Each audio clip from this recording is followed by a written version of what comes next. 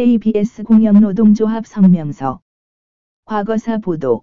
정권 실정 덮고 보수 괴멸이 목표인가? 승리와 정준영 사건 이후 1박 2일 내기 골프 폭로 뉴스에 이어 과거 김학의, 장자연 관련 보도가 요즘 갑자기 떠올라 연일 뉴스를 뜨겁게 달구고 있다. 대부분 성 관련 범죄들로 과거사를 들추기 시작한 것이다. 많은 사람들이 의문을 갖는다. 왜 이런 뉴스가 갑자기 지상파에 도배되는 것일까?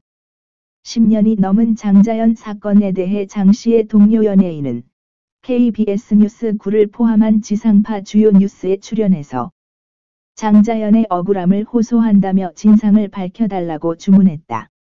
책도 펴냈다고 한다. 김학의 전 법무차관의 피해자라는 여성이 역시 KBS 뉴스 9에 출연해 길게 피해자의 억울함을 호소했다. 사건이 발생한 후 5년이 지난 시점이고 이미 2차례 무혐의로 결론이 난 사건이다. KBS 앵커는 3월 14일 김학의 전 차관 사건의 피해자라는 여성과의 대담에서 지금 이 사건도 장자연 씨 사건처럼 과거의 억울한 권력에 의한 피해 사건임에도 불구하고 진실이 밝혀지지 않아서 시민적 분노가 굉장히 큰 사건입니다라고 말했다.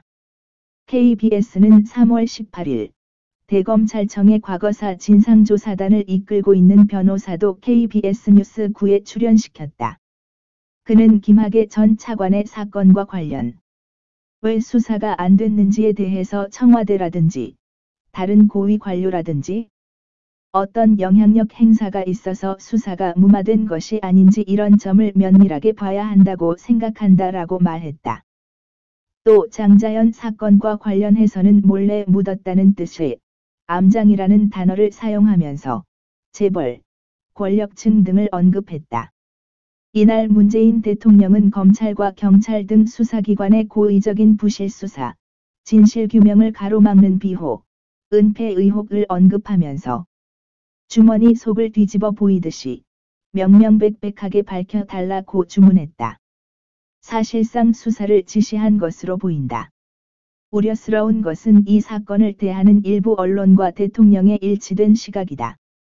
박근혜 정권에서 일어난 권력형 비리로서 권력이 비호하고 은폐한 성범죄 사건이라고 단정하고 접근하는 듯이 보인다. 우리는 이 사건을 두둔할 생각이 없다. 죄를 지었으면 처벌받아야 하고 수사가 부실했으면 철저하게 조사해야 한다. 그러나 지금 언론의 보도 행태와 대통령의 접근 방식은 이미 감옥에 갇힌 정권을 또다시 타격해 문재인 정권의 실정과 비리를 덮어버리려는 의도가 아닌지 의심이 된다. 지금 언론은 이른바 동영상에 등장하는 김학의 전 차관의 얼굴이 육안으로 식별할 정도로 선명한데 당시 검찰은 희미한 동영상을 이유삼아 무혐의 처분을 내렸던 것으로 보도하고 있다. 현 경찰청장도 여당 국회의원도 그런 이유로 공격하고 있다. 그러나 기존 언론 보도 등을 종합해 보면 그렇지 않다. 2차례 걸친 무혐의는 김학의 차관의 얼굴이 식별 불가능해서가 아니라 증거가 충분하지 못했다는 것이다.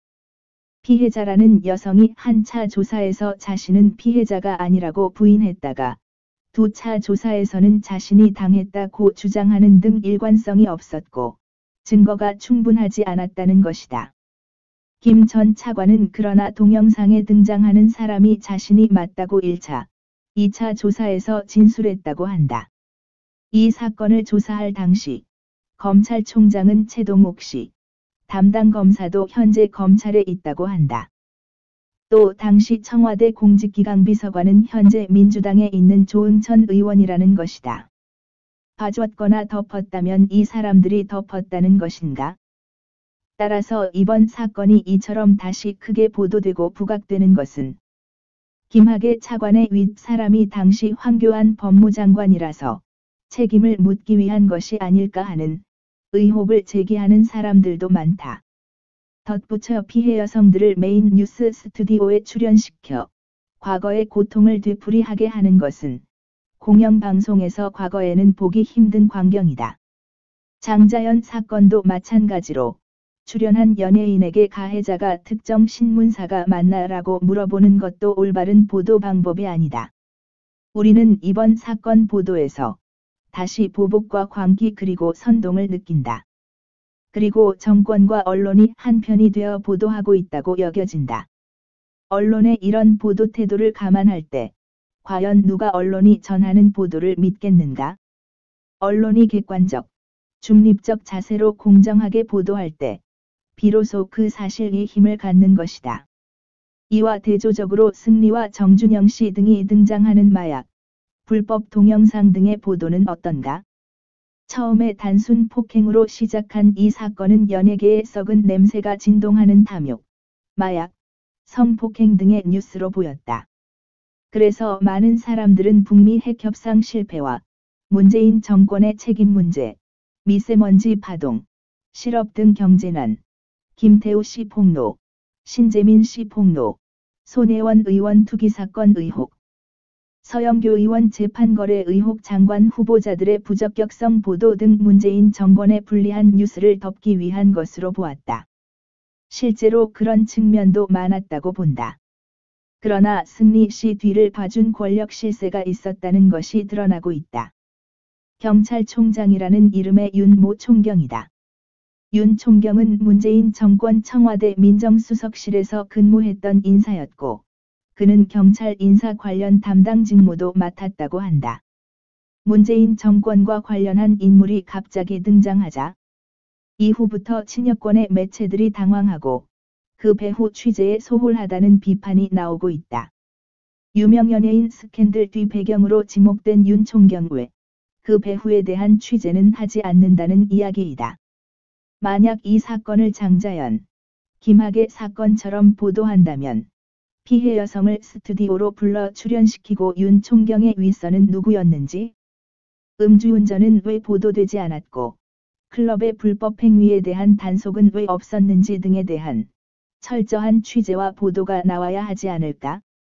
여기다 KBS 뉴스 9가에 이례적으로 자사의 1박 2일 프로그램에 출연하는 개그맨 등이 내기 골프를 했다며 대대적으로 보도했다. 과거 같으면 외부에서 그런 의혹을 제기해도 우선은 신중한 보도 태도를 보였던 것과 비교하면 너무 이상하다는 것이 내부 구성원들의 지적이다. 왜 그랬을까? 우리는 억울한 피해자들이 있는 사건들을 정치적으로 이용하지 말기를 경고한다. 또한 마찬가지 이유로 보도에 활용하지 말기를 당부한다.